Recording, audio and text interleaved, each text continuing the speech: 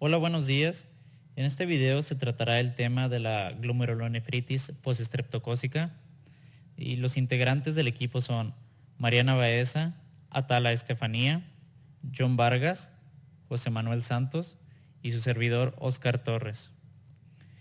Comenzando a revisar el caso clínico, se presenta un paciente masculino de 7 años de edad, sin antecedentes de importancia. Inicia su padecimiento 2 semanas antes de su ingreso con fiebre, odinofagia y cefalea. Recibió cefaclor durante 2 semanas, además de paracetamol, con lo que mejoró su cuadro hasta resolverse por completo. Al terminar el tratamiento, presenta edema palpebral sin prurito y es tratado con loratadina. No hubo mejoría y el edema aumentó y se agregó orina de color café. Estos son los datos arrojados dentro de la exploración física que vienen en el caso, además de los datos del examen de laboratorio.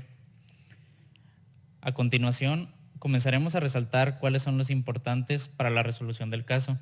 Es importante notar que se trata de un paciente masculino de 7 años de edad. Inicia su padecimiento hace 2 semanas con fiebre, odinofagia y cefalea. Recibió cefaclor durante 2 semanas. Al terminar el tratamiento presenta edema palpebral sin prurito. El edema aumenta y la orina se presenta de color café. En cuanto a la exploración física, se presenta edema palpebral y de tobillos. Los signos vitales se encuentran aumentados de la frecuencia cardíaca, siendo de 122 latidos por minuto, una tensión arterial también de 140/105 y una temperatura también aumentada de 37.7 grados centígrados. En cuanto a los exámenes de laboratorio, la biometría hemática arroja una hemoglobina de 9.9 gramos sobre decilitro y leucocitos de 10.105 milímetros cúbicos. En cuanto al examen de orina y la recolección de esta de 24 horas, la presencia de la orina de color café con la presencia de hemoglobina. El sedimento es abundante en cuanto a los leucocitos, siendo de 45 por campo, además de eritrocitos incontables. En cuanto a la química sanguínea, tanto el BUN como el potasio se encuentran aumentados, siendo de 45 y de 5.5 respectivamente. El complemento también por su parte se encuentra disminuido, siendo de 43, que esto va a reflejar una activación de la vía alterna del complemento. Al corroborar la presentación clínica con los datos del laboratorio, se confirma que el paciente tiene un síndrome nefrítico, el cual al relacionarlo con la historia clínica, donde nos mencionaron que tuvo una faringitis que se trató con cefaclor, nos sugiere la presentación clásica de una glomerulonefritis postestreptocócica. Ahora bien, la glomerulonefritis postestreptocócica puede ocurrir esporádicamente o por epidemia. Los casos esporádicos se reportan desde todas partes del mundo y las epidemias ocurren principalmente en países en vías de desarrollo, en áreas como África o las Antillas o el Medio Oriente. Hay que recordar que la infección por streptococos en epidemias se relaciona con el estatus nutricional de las comunidades, también con el uso liberal de profilaxis con antibióticos y posiblemente con el potencial nefritogénico de los streptococos. La tasa de ataques de las infecciones por estreptococos nefritogénicos es de un 10 a un 12%. También afecta doblemente a varones que a niñas, pero si se considera como una enfermedad subclínica, afecta igual a ambos sexos. En cuanto a la incidencia familiar, se cree que es de un 40% aproximadamente, pero no se han identificado ningún marcador genético. Típicamente afecta a niños entre 2 a 12 años de edad y se ha reportado un 5% de casos en niños menores de 2 años y un 10% son mayores a 40 años. La causa más común es infección por bacterias estreptocócicas del grupo A, beta hemolítico piógeno con piodermatitis. Puede ser M47, M49, M55 o con parenquitis M1, M2, M3, pero también pueden existir tras alguna infección por otras bacterias, virus, hongos o parásitos, la llamada glomerulonefritis postinfecciosa. Bacterias como Streptococcus pyogenes, Staphylococcus aureus, Mycoplasma pneumoniae, virus como el de la hepatitis B, el citomegalovirus, el VIH, hongos como cándida o Histoblastoma capsulatum, y parásitos como Plasmodium falciparum, esquistosomas, Toxoplasma gondii. Ahora hablaremos un poco sobre la fisiopatología de esta enfermedad.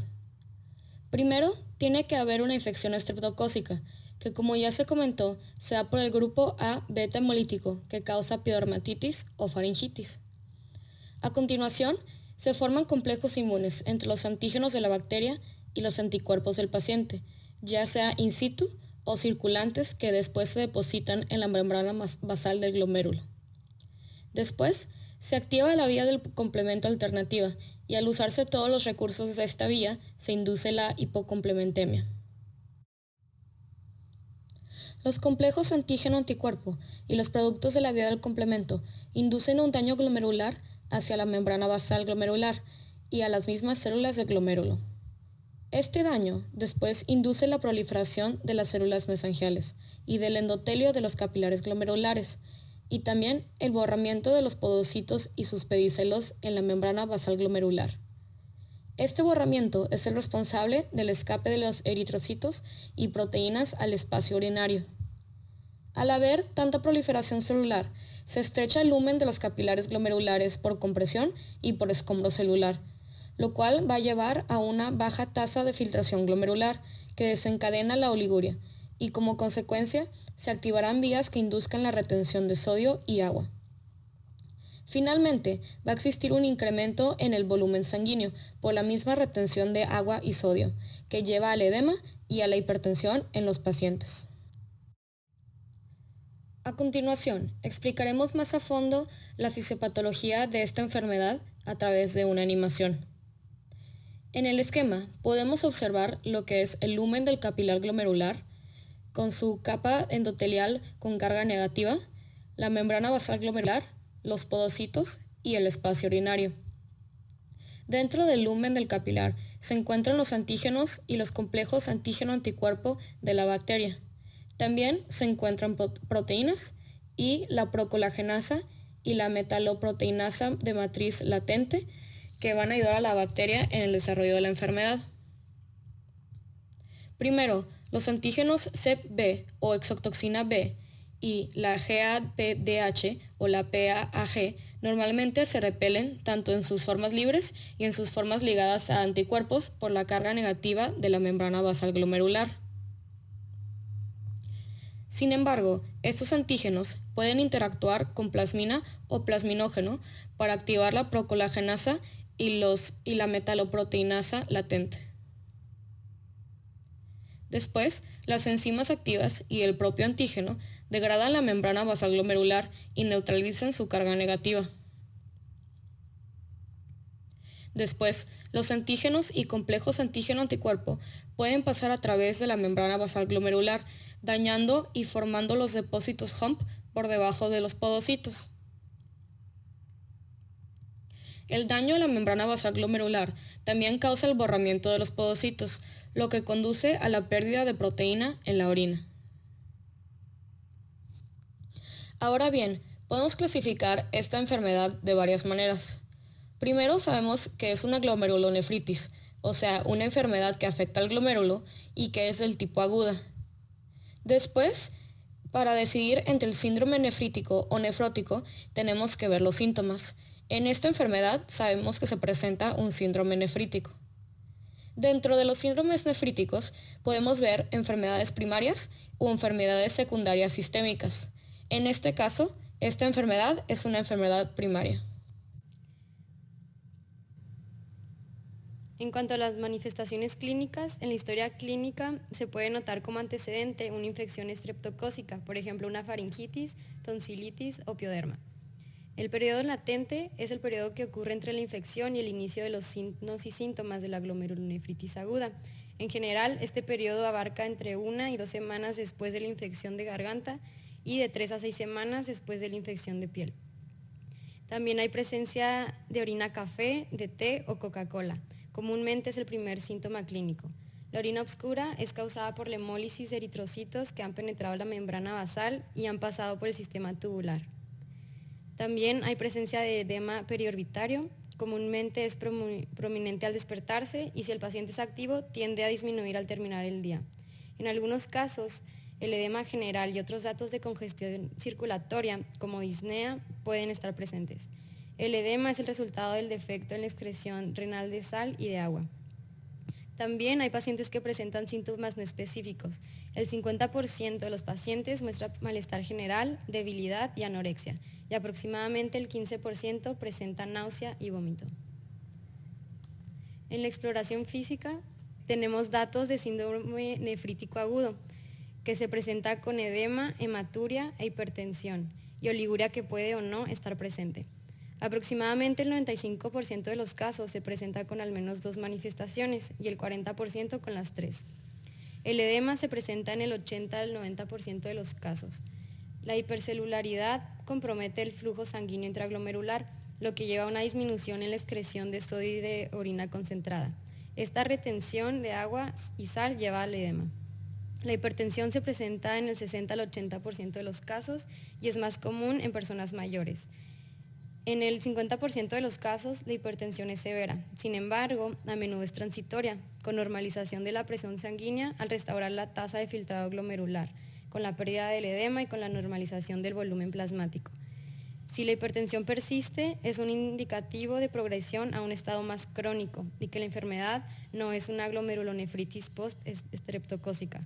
La hipertensión es resultado del exceso de retención de agua y sal.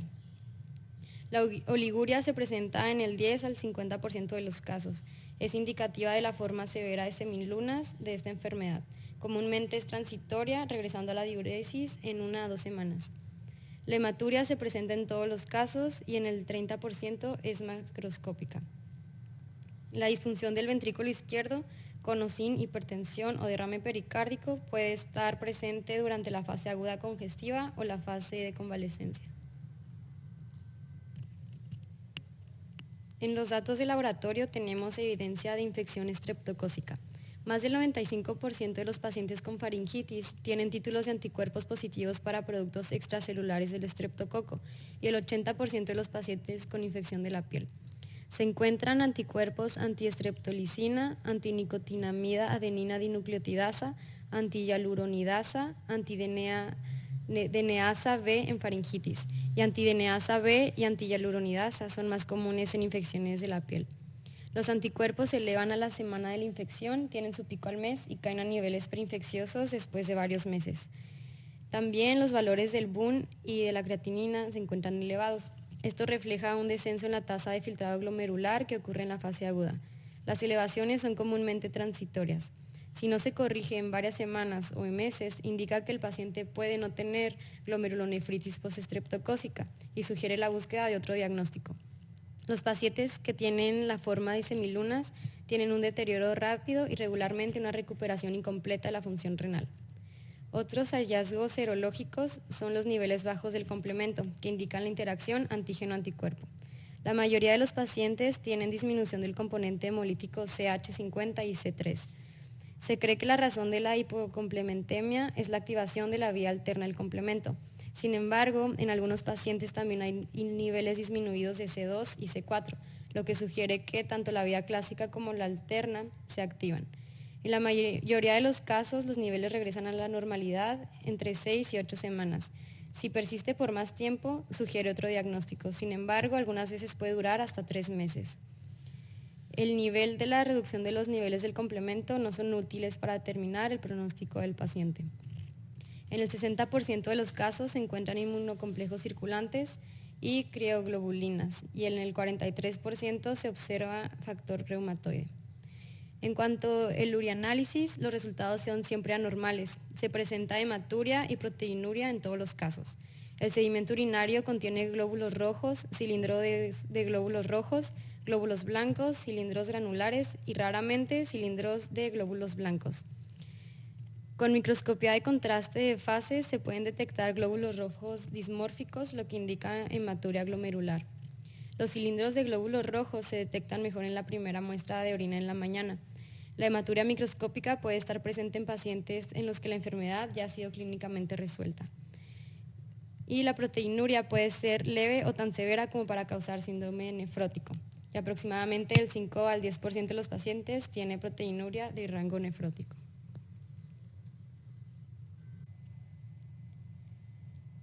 Ahora vamos a hablar sobre las características patológicas. El cuadro diagnóstico clásico es el de unos glomérulos hipercelulares aumentados de tamaño.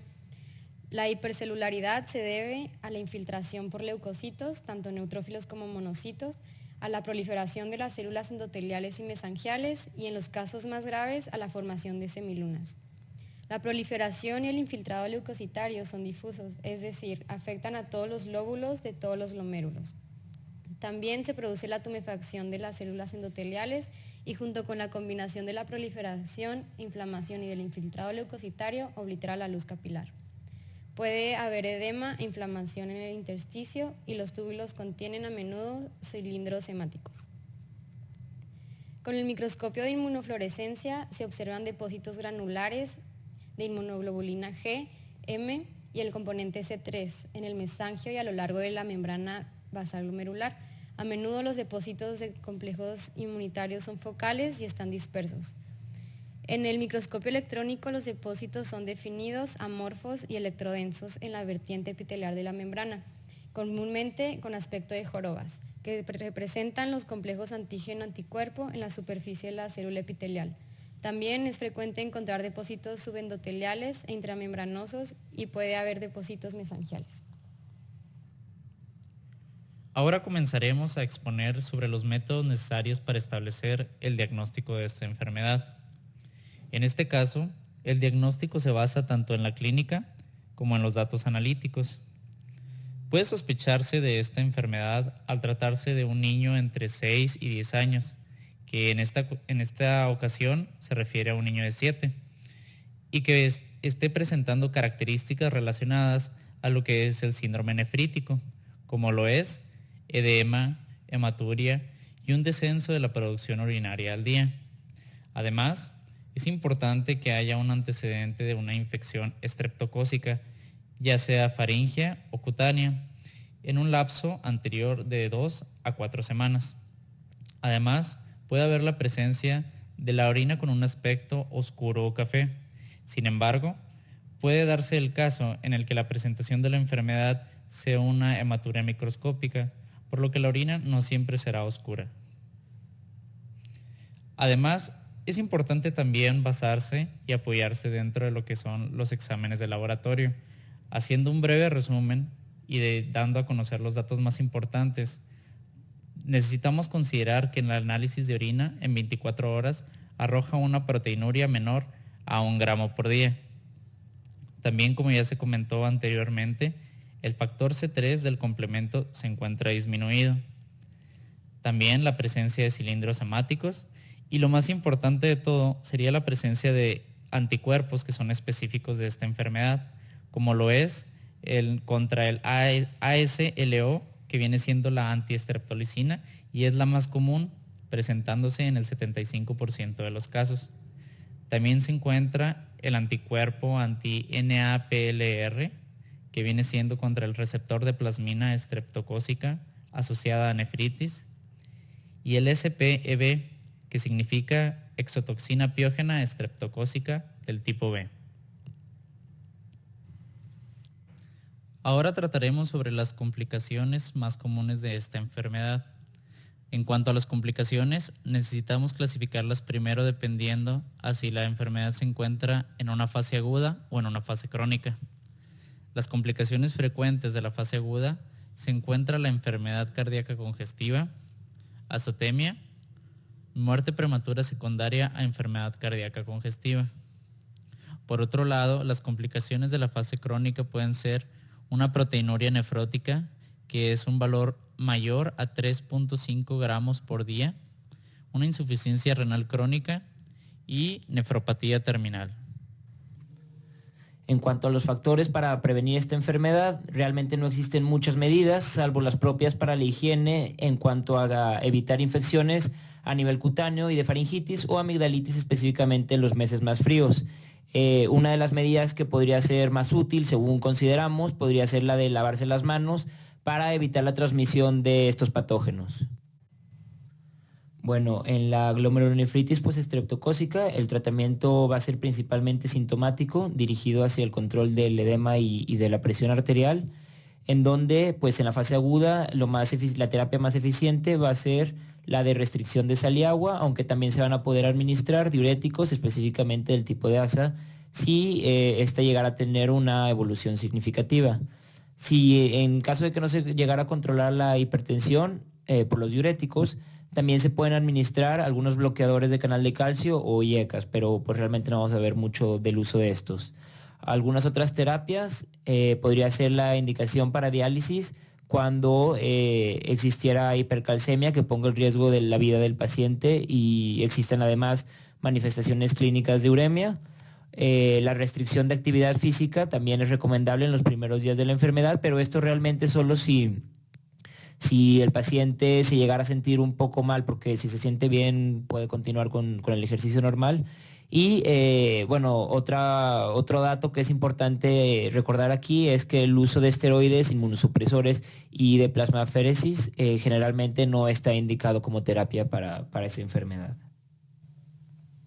Finalmente, en cuanto al pronóstico de este trastorno, vamos a ver que más del 95% de los niños afectados, recordando principalmente que este es el grupo en donde mayor incidencia hay para esta enfermedad, se va a recuperar totalmente con un tratamiento conservador dirigido específicamente a el balance de sodio y agua.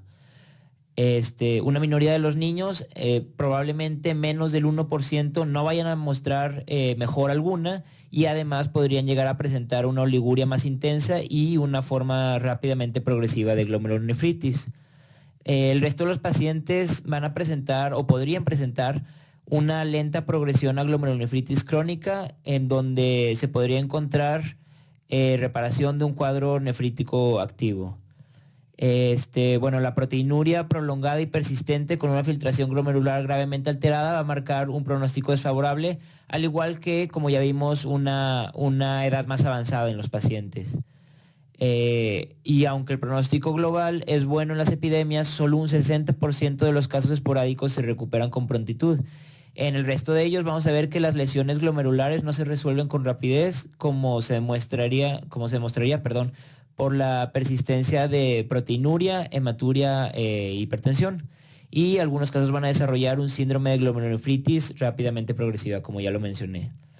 Bueno, esto sería el final de nuestra presentación. Muchas gracias por su tiempo, por escucharnos y doctora, muchas gracias por el semestre. Hasta luego.